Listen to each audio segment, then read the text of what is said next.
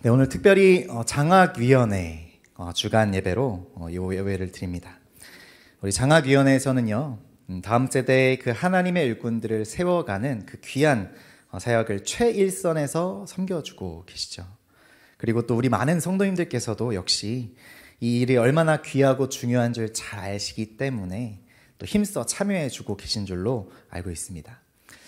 사실 사람을 키운다는 것, 당장 무언가 성과를 쉽게 보기는 참 어려운 일일 수 있습니다. 그렇지만 그럼에도 불구하고 교회가 꼭 감당해야만 하는 일이기에, 그렇게 중요한 일이기에 우린 모두가 마음을 모두고 있죠. 오늘 이 예배를 준비하면서 그래서 이런 마음이 좀 들었습니다. 그 귀한 사역의 그 의미와 그 중요성들을 다시 한번 우리 성도님들과 좀 더 나눠보고 싶었습니다. 그리고 그 일에 마음을 합하여 주고 계신 성도님들을 마음 다해서 좀 응원하고 싶었고요. 여러분의 그 귀한 섬김과 헌신을 우리 하나님께서 너무 기뻐하시는 줄로 믿습니다. 장학위원회에 대한 실제적이고 또 자세한 이야기는요, 이후 장학위원분들께서 나눠주시는 토크를 통해서 우리가 충분히 들어볼 수 있을 것 같습니다. 지금은 그에 앞서 우리가 힘쓰고 있는 이 사역의 그 본질이 과연 무엇인지를 간단하게 나눠보고자 합니다. 제게 주어진 시간이 많지가 않아요. 그래서 간단하게 나눠보고 싶습니다. 쉽게 말씀드려서 예수님의 사람들, 곧 제자들을 이 땅에 키워내는 일을 우리가 하고 있는 겁니다.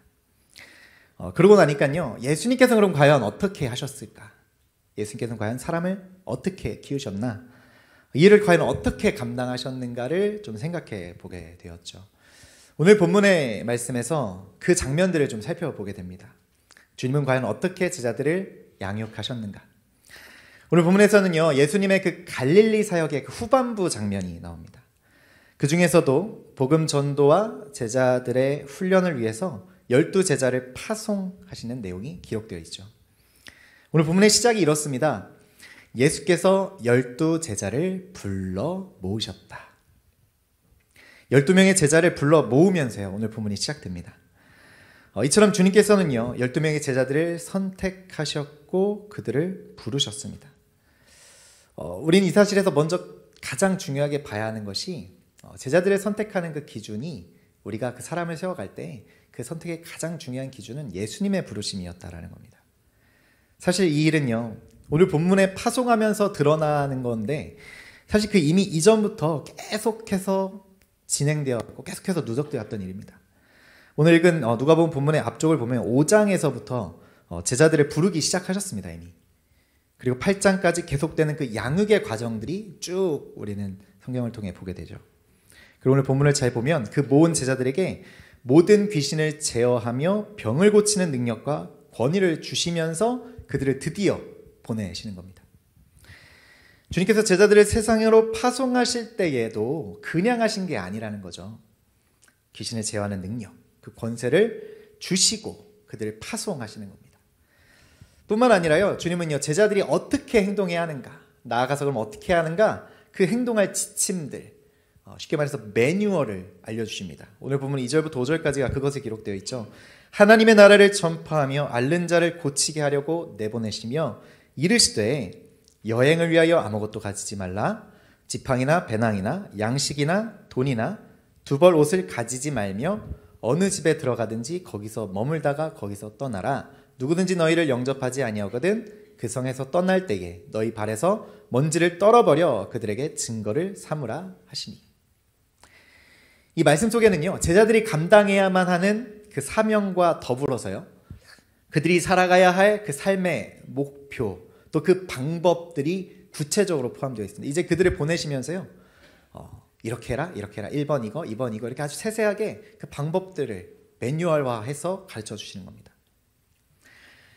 하나님 나라를 전파하고 병든 자를 고치게 한다라는 그 분명한 목적, 그리고 그 방법들을요, 굉장히 자세하게, 또 세세하게, 또 친절하게 제시해 주시고 알려주시는 거죠. 이것이 예수님께서 제자들을 기르셨고 또 그들을 파송하시면서 우리에게 보여주신 모습입니다. 예수님의 모습을 보면서 우리가 확실히 좀 알게 되는 것들이 몇 가지 있는데요. 먼저는 사람을 키우는 게 정말 쉬운 일이 아니구나 라는 일입니다. 어떻게까지 해야 하는가? 사람들을 키우려면 우리가 어디까지 어떻게까지 해줘야 하는가?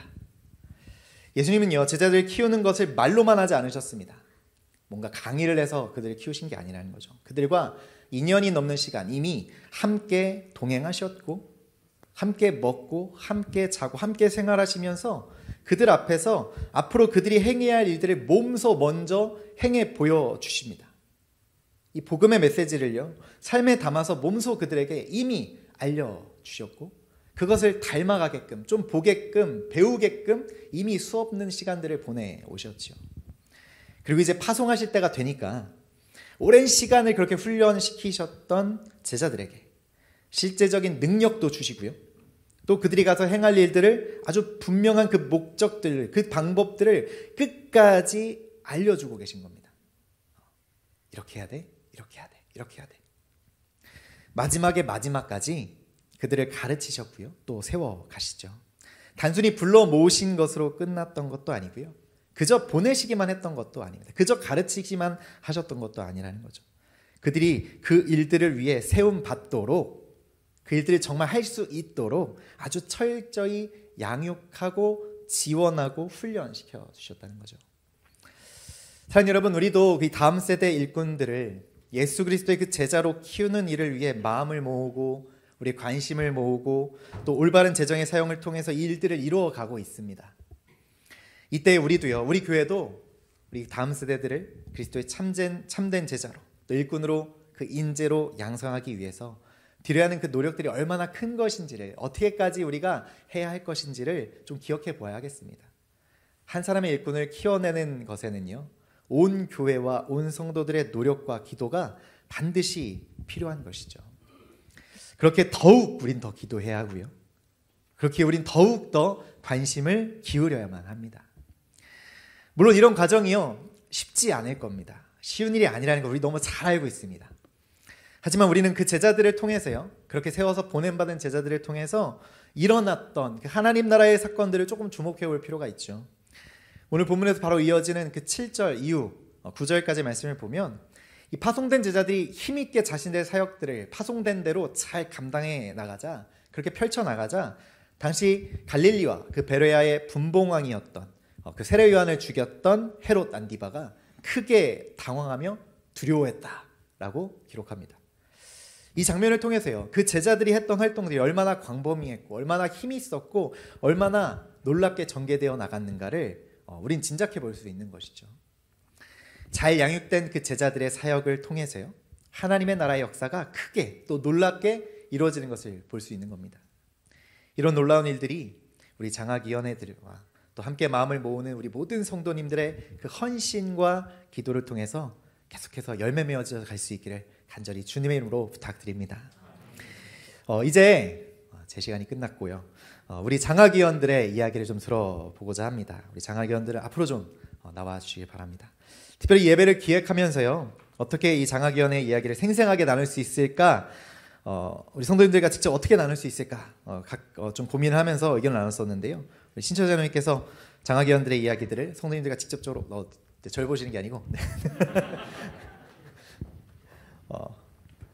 직접 나눌 수 있는 각각의 토크들을 좀 준비해 주셨다고 합니다. 우리 장로님께 이제 마이크를 넘기면서 그 이야기 들어볼 텐데 우리 박수로 우리 위원들을 한번 맞이하도록 하겠습니다.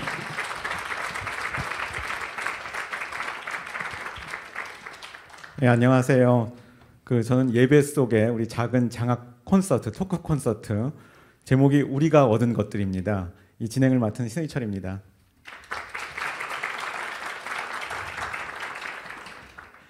오늘 그 토크 콘서트는 여기 패널로 4분을 모셨는데요. 장학위원으로 활동하시는 분들도 계시고요. 또 장학생으로 장학금을 또 이제 수혜받은 또 학생도 계십니다. 그래서 먼저 일단 오늘 나와주신 분들을 제가 소개해드리겠는데요. 먼저 지금 장학위원장님으로 수고 중이신 안태원 장로님 나오셨습니다. 그다음에 장학위원으로 봉사 중이신 정진원 권사님 나오셨습니다. 또 다른 장학위원으로 수고해 주시는 유지혜 청년 나오셨습니다. 그리고 이제 장학생인 김율 청년 나오셨습니다.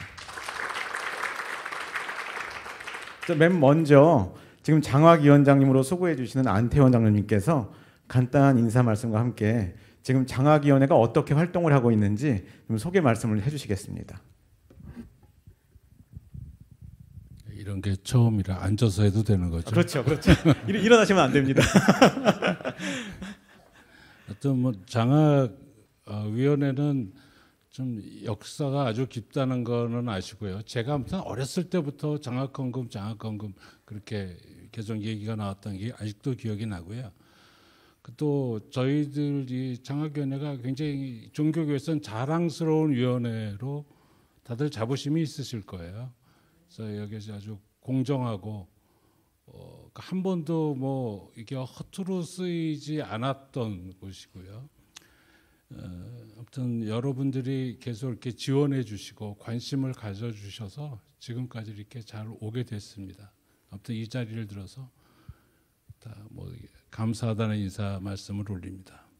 다음 저 슬라이드를 좀 볼까요? 준비해 오신 슬라이드가 있으실 텐데 아마 여기다 띄워주시면 좋을 것 같습니다. 네, 장학위원회는 뭐 사람이 이렇게 많지 않습니다. 위원장으로 제가 있고요.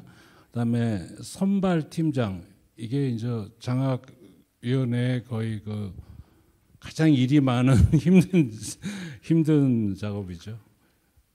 그 동안은 이제 신희철 장로님께서 주로 하셨다가 이번에는 허용무 권사님께서, 허용무 권사님 잠시 일어나셔서 한번 인사 한번 하시죠. 그다음에 저 돈이 뭐 18억, 20억 막 이렇게 올라가는데 이런 거를 그 장학금을 관리하시는 분이 계시죠. 김낭종 권사님.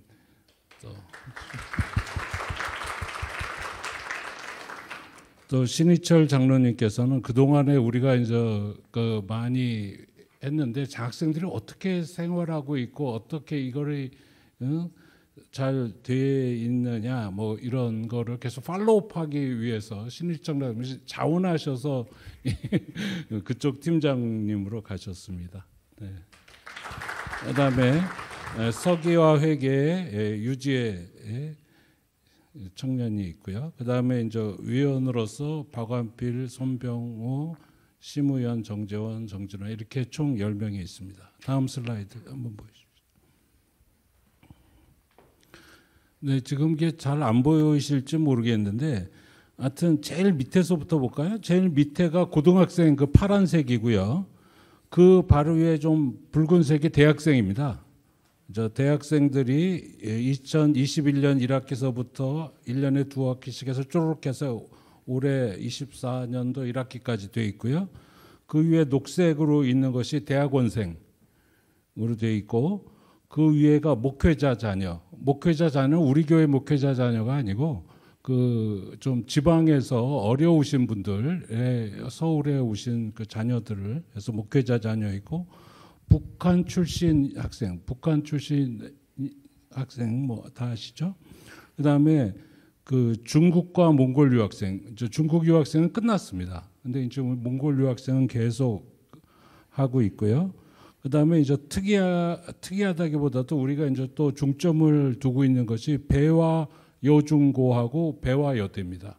그래서 배와 여중고, 배와 여대 이쪽은 저희가 선발하지는 않습니다. 거기 그 교목 선생님들한테 다 일임을 해서 일정 금액만 정해 주시고요. 그분이 그 금액으로 거기에 합당한 학생들을 선발해 주면 저희들이 그냥 추인하는 걸로 이렇게 지급되고 있습니다. 그 다음 슬라이드 볼까요?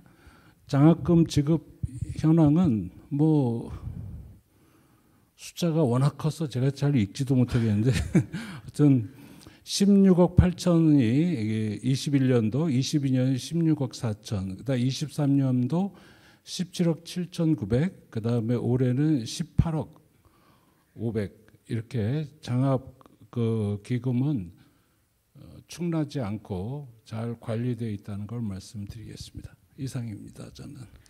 예, 말씀 감사합니다. 한 가지 제가 이제 그 장학생들 선발하는 그 현황에 대해서 최근에 좀 변화하는 추이를 제가 좀 약간 부연 설명해 드리면은요. 과거에는 교회 내부에만 치중을 했습니다. 그러니까 교회 내부에 고등학생, 대학생 하다가 대학원생까지 확대를 했었고요. 그러다가 저희가 이제 기금도 점점 더 늘어나고 하면서 우리 교회 내부만 신경 쓸 게 아니고 교회 외부까지 신경을 쓰자고 해가지고 이제 수년 전부터 이제 그런 차원에서 이제 늘어나기 시작한 것이 북한 이탈 학생 이제 지원하기 시작했고요. 그다음에 미자립 교회 목회자 자녀분들도 지원하기 시작했고요. 그다음에 배화여중고 같은 경우는 특별히 또 작년부터는 졸업식 때 배화여중여고에서 추천받은 학생들을 종교교회 캠벨 선교사상이라는 이름으로 졸업식 때 이제 그 상장도 주면서 장학금을 이제 주고 있는 그런 현황입니다. 그래서 이제 지금 이제 얘기를 이어나가겠는데요. 이제 가장 중요한 게 이 장학금을 받아가지고 뭐 어떤 뭐 도움이 되었는지 이런 얘기들을 조금은 좀 아무래도 들어봐야 될 것 같아요. 그런데 이제 장학생들을 이제 또 이 자리에 모시는 게 의외로 또 어렵습니다. 초대하기가요. 근데 저희 이제 장학생들 중에서 가장 이렇게 이런 얘기를 잘해줄 수 있을 것 같아서 제가 부탁을 드렸는데 흔쾌하게 이제 수락을 해주신 우리 대학원생으로서 지금 이렇게 장학금을 여러 차례 좀 수혜받고 있는데요. 이제 김율 이제 청년을 모셨는데요. 이 간단한 자기소개와 함께 이 종교교회 장학금이 자신의 어떤 학업이나 신앙생활에 뭐 어떤 뭐 도움이 되었는지를 좀 이렇게 얘기해 주시면 좋을 것 같습니다. 네, 안녕하세요. 처음 뵙겠습니다. 저는 교육대학원에 다니고 있고 여수청년부에서 있는 김율입니다. 네. 그리고 제가 지금 이 자리에 이렇게 와서 말씀을 나눠도 되는지 좀 모르겠는데 그리고 지금 같은 이런 곳이 조금 처음이라서 조금 낯설고 어색합니다. 네, 그런데 불러주셔서 너무 감사하고요. 네. 그리고 네, 간단하게 제 자기소개를 드리면 저는 서울 양천중학교에서 중학교 3학년 담임을 하고 있는 교사입니다. 그리고 사회를 가르치고 있고요. 종교교회를 다니게 된 지는 이제 거의 한 11년 차 정도 되었습니다. 그리고 장학금을 받게 된 거는 보통 제 기억으로는 8회 정도 받았던 것 같아요. 8회, 9회 이 정도 받았던 것 같아서 대학생 때부터 그리고 지금 다니고 있는 교육대학원 말고 앞선 대학원을 다닐 때도 장학금을 받았고요. 그리고 지금 두 번째 대학원에서도 장학금을 수혜받고 있습니다. 그리고 두 가지의 키워드를 준비를 했는데 일단 지금 아까 전에 말씀 주신 것처럼 저희가 지금 저 얻은 것들이 무엇인지 조금 돌이켜 보면 저는 꿈을 얻었다고 생각합니다. 장학금을 통해서 지금처럼 제가 지금처럼 교사가 되어서 아이들을 가르칠 수 있고, 네, 그리고 더 아까 말씀 주신 장학위원분들께서 말씀 주셨던 것처럼 다음 세대를 이룩하는 그런 작업들을 교실 현장에서 할 수 있게 된 그런 원동력이 되었다고 생각합니다. 네.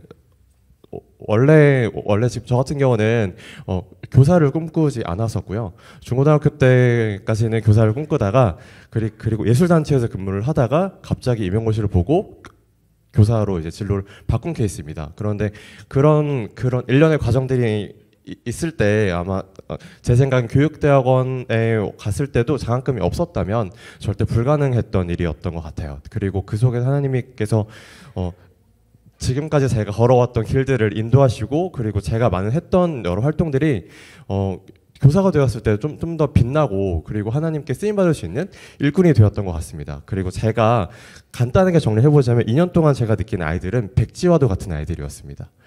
그리고 교사가 조금 더 많이 개입되고 그들을 성장시킬 수 있는 그런 기능을 할 수 있는 그런 사람들인데 제가 느낀 학생들은 점에 불과했습니다. 그런데 장학금을 받은 것으로 인해서 제가 지금처럼 연극영화 교육을 배우고 있는데 그것으로 제가 사회교육을 할 때 연극영화적인 그런 요소들을 많이 수업 현장에서 쓰고 있어요. 그래서 그것들로 통해 이 점에 불과했던 아이들이 선이 되고 그리고 도형이 되고 그것이 조금 더 이제 그들의 북두칠성이 되어서 도형이 되어서 합이 만들어지는 그런 교사가 될 수 있도록 만든 게 이게 제가 그동안 받았던 장학금이 아닌가라는 생각이 듭니다. 그리고 저 같은 경우는 제가 교사로 정년을 맞지 않을 것 같습니다. 그리고 더 나은 꿈을 꾸고 그리고 교수나 뭐 어떤 다른 일들을 좀 할 것 같은데 그런 일들을 할 때 조금 장학위원으로서도 많이 조금 활동하고 싶은 그런 생각도 많이 있고요. 그리고 제가 지금 교사로 활동할 때도 아이들의 뿌리를 만들어 나가는 그런 과정이라고 생각해서 지금 제가 무슨 말씀을 드리고 있는지 모르겠네요. 그래서 뿌리를 만드는 그런 과정을 장학금을 통해서 할 수 있었다라고 정리할 수 있을 것 같습니다. 네. 아마 지금 김율 청년 얘기 들으시면서 뭐 다 좋은 얘기였지만 약간 또 의아하신 게 있으실 것 같아서 제가 좀 배경 설명을 드릴 것 같습니다. 아까 제가 저희가 큰 방향이 교회 내부에 지원하다가 외부로 한다고 그랬는데요. 내부에서도 처음에는 이제 고등학생하고 대학생 위주였습니다. 근데 대학생은 뭐 고등학생이나 대학생은 다른 직업이 없는 거죠. 근데 저희가 이제 수년 전에 대학 원생까지 이제 확대를 했어요. 근데 그 이유 중에 하나는 예를 들어서 김일 청년 같이 이제 교사가 됐는데 자기가 더 나은 좀 발전을 위해 가지고 대학원을 또 다니게 됩니다. 어떨 때는 뭐 야간에 다니게 되기도 하고요. 뭐 교육대학원 같은 걸 하게 되는데 그러다 보면 자기 이제 경력이 더 발전을 하게 되는데요. 그런 학비도 만만치가 않거든요. 그러니까 월급을 받는 자기가 직업인이긴 하지만은 월급을 받아서 자기 생활을 꾸려나가다가 자신의 발전을 위해서 더 이제 대학원을 진학하면서 더 큰 학비가 필요한데 그런 것도 우리가 지원을 해줘야 된다 해서 저희가 이렇게 지원을 하게 되는 그런 케이스가 되겠고요. 이런 대학원생들이 좀 많이 있습니다. 그래서 저는 특히나 이 김일 청년 같은 경우는 저는 이 심사를 하면서 자기소개서를 읽게 되거든요. 아까 8회 9회 받았다고 그랬으니까 저도 계속 많이 봤어요. 그 자기소개서를. 근데 막상 직접 얘기를 나눈 적은 별로 없었습니다.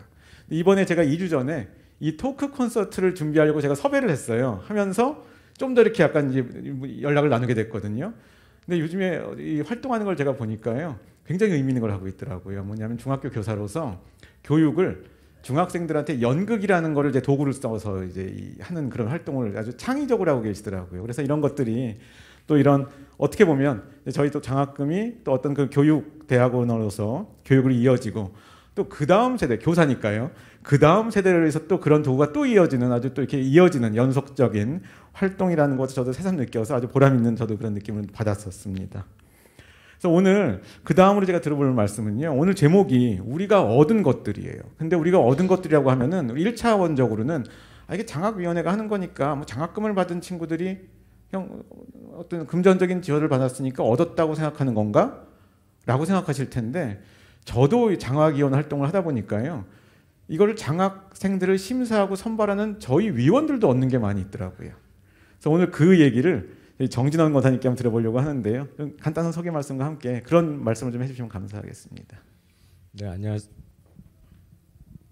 안녕하세요. 저는 지금 장학위원으로 섬기고 있는 정진원 권사라고 합니다.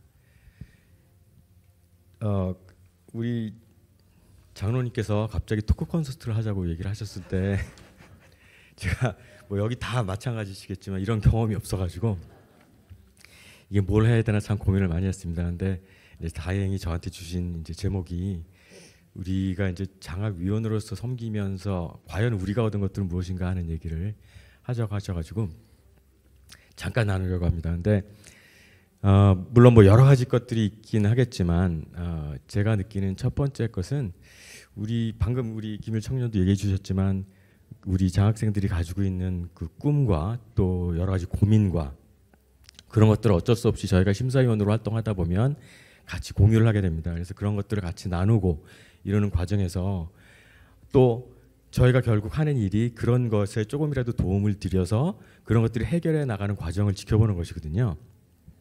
그러다 보면 그러는 과정에서 정말로 하나님의 임재하심과 하나님의 사랑이라는 것을 저희가 경험할 수 있는 그런 기회를 갖게 되는 게 가장 큰 은혜 중에 하나인 것 같아요. 그래서 그런 것들을 통해서 우리가 하는 일이 정말 하나님이 세상을 사랑하시는데 쓰시는 도구로 우리가 같이 쓰일 수 있구나 하는 그런 큰 기쁨을 얻을 수 있는 그런 기회가 되기도 합니다.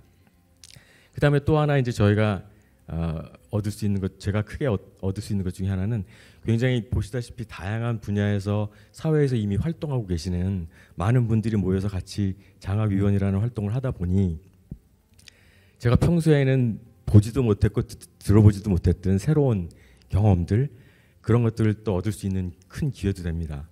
그리고 우리 장학생들의 백그라운드도 워낙 다양하다 보니 그런 것들을 통해서 우리가 평소에 잘 느끼지 못했던 여러 가지 다양한 것들을 보면서 그런 다양성이라는 것이 우리 사회에 있어서 얼마나 중요한 것인가 하는 것도 많이 느끼게 되고요.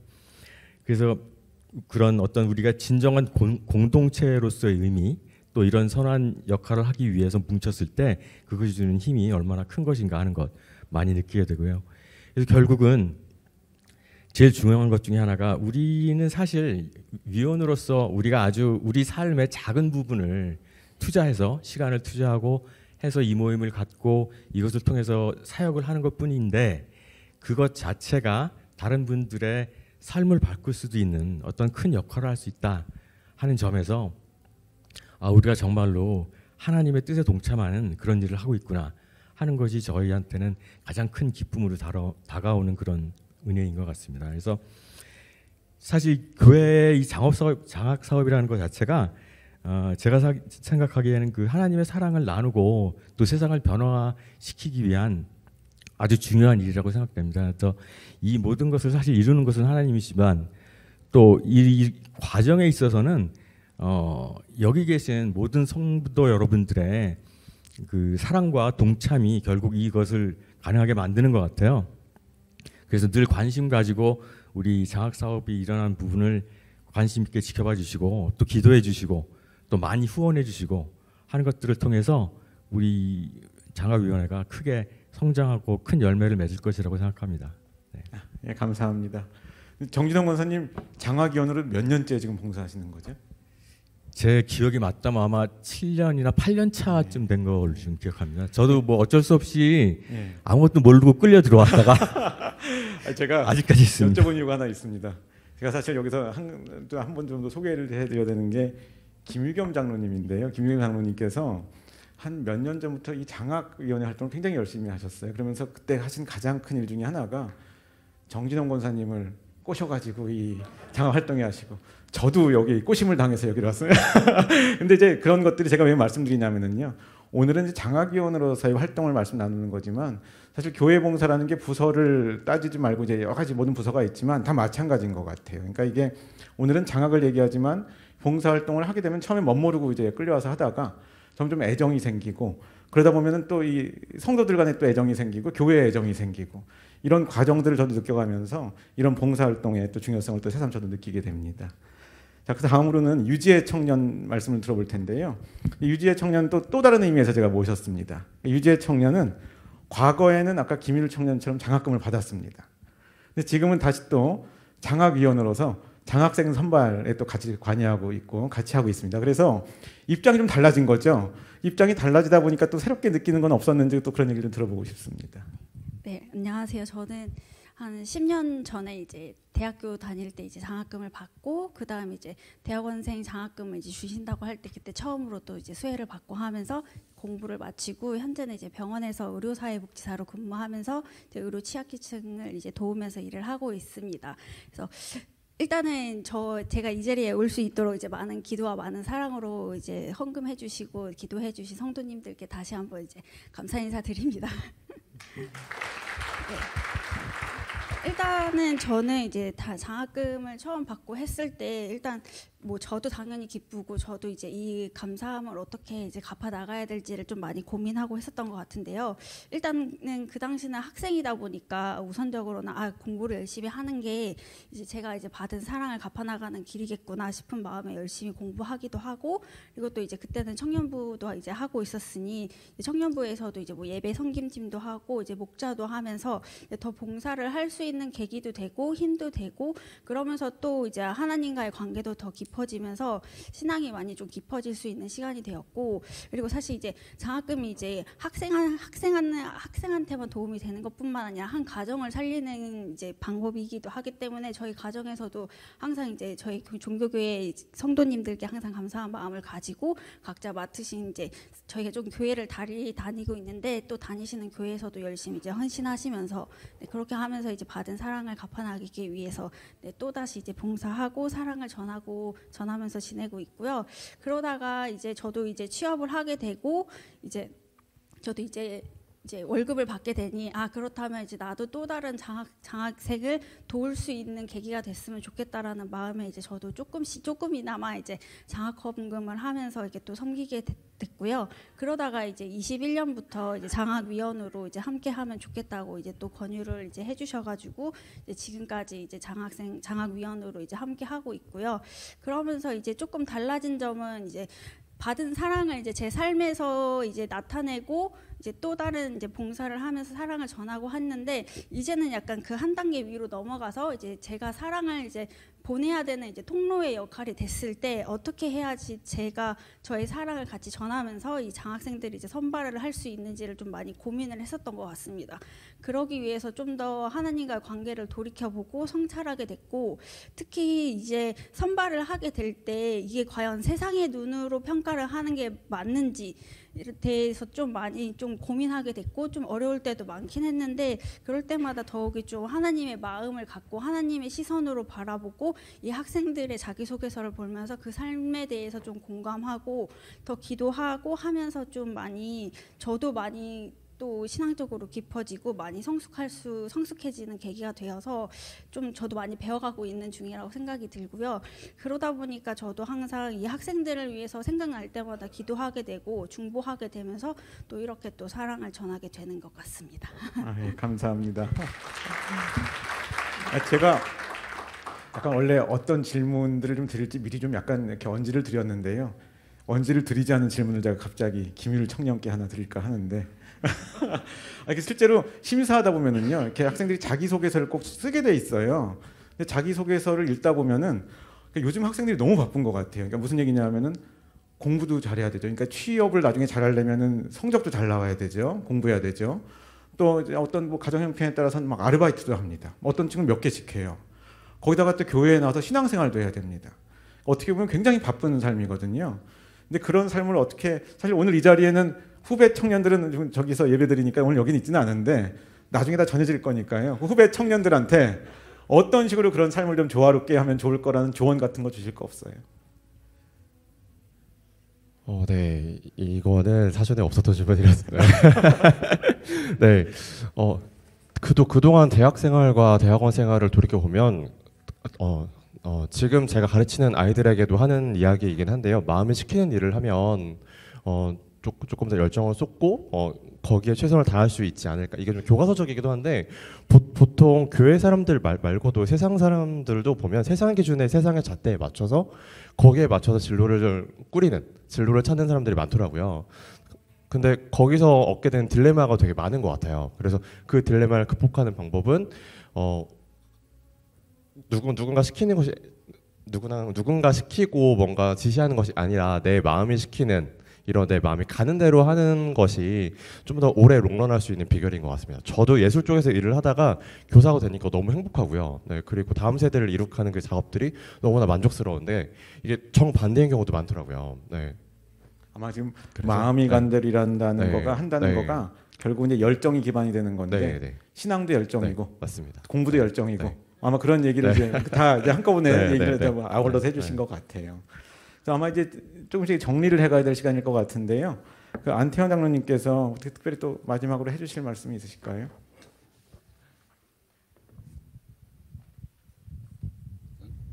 제가 올해 장학위원장이 됐습니다. 그래가지고 잘 모릅니다.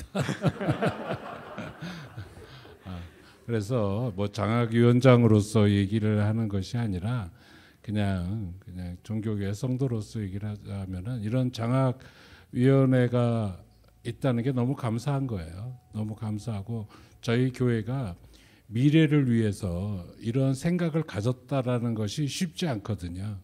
근데 우리 교회는 아주 과거서부터 이런 생각을 가지고 미래를 위해서 이렇게 했죠. 우리가 자녀를 키울 때 이 자녀한테 뭐 막 내가 얘를 잘 키워서 막 내가 얘한테 많이 뭐 이렇게 보탬을 받아야지 막 이러면서 키우지는 않잖아요. 그런데 그 자녀가 또 자기 자녀 낳으면 또 열심히 잘 키우잖아요. 저희들이 이렇게 장학금을 해서 좀 도움을 주고 그러니까 자녀를 키우는 심정으로 우리가 그 뭐라 하죠? 그 한 아이가 크는 데는 한 동네가 필요하다는 얘기 많이 들으셨죠? 그래서 우리 교회 전체가 우리 이 후배님들을 다 키우는 겁니다. 필요하면 돈, 뭐 장학금도 주지만 격려도 하고 또 계속 보살펴주고 이렇게 해서 우리 그 장학위원들이 이번에 뽑는 거 제가 봤더니요, 아주 정말 어마무시한 그 어떤 그 지혜와 지력이 필요하더라고요. 이게 사실 글만 보면서 이거를 판단하잖아요. 굉장히 많은 글이 올라오는데 그 중에서 정확하게 그걸 판단하는 데는 이게 쉽지 않은 일이었다라는 걸 제가 느꼈고요. 어쨌든 그렇게 열심히 저 장학생을 선발하고 그들을 위해서 기도하고 그들을 계속 추적 관리하려는 그런 마음이 우리 종교교회에 있다는 게 너무나도 감사하고, 또 앞으로도 이러한 일들이 계속 잘 이루어질 수 있도록 성도님들의 물심양면 물심양면의 그 서포트가 필요합니다. 그래서 이제 우리 교회가 아까도 말씀드렸지만 우리 교회 사람들뿐만이 아니고 이 사회에서도 우리가 필요한 사람들한테 공급을 하고, 사실은 이제 더 나아가서 선교적으로도 이것이 또 필요할 수 있고, 그래서 이런 걸로 더 확장해 나가는데 여러분들의 많은 관심과 기도가 있기를 감사드립니다. 네, 감사합니다. 사실은 그 어제 오후 예배가 이제 장학위원회 주관으로 하는 건 예정이 돼 있었는데요. 이렇게 평소의 예배 형식하고 좀 다르게 해보자라는 제안을 제가 드린 게 아니고 목회부에서 저한테 얘기를 해주셨습니다. 그래가지고 갑자기 좀 2주 만에 이렇게 뭔가 섭외도 하고 이렇게 했는데 너무 이렇게 잘 이렇게 한 분도 거절을 안 하셨어요. 이렇게 흔쾌하게 해주시겠다고 하시면서 이렇게 또 같이 지혜를 나누면서 이렇게 준비를 해주신 패널로 나와주신 네 분께 다시 한번 박수 부탁드리겠습니다.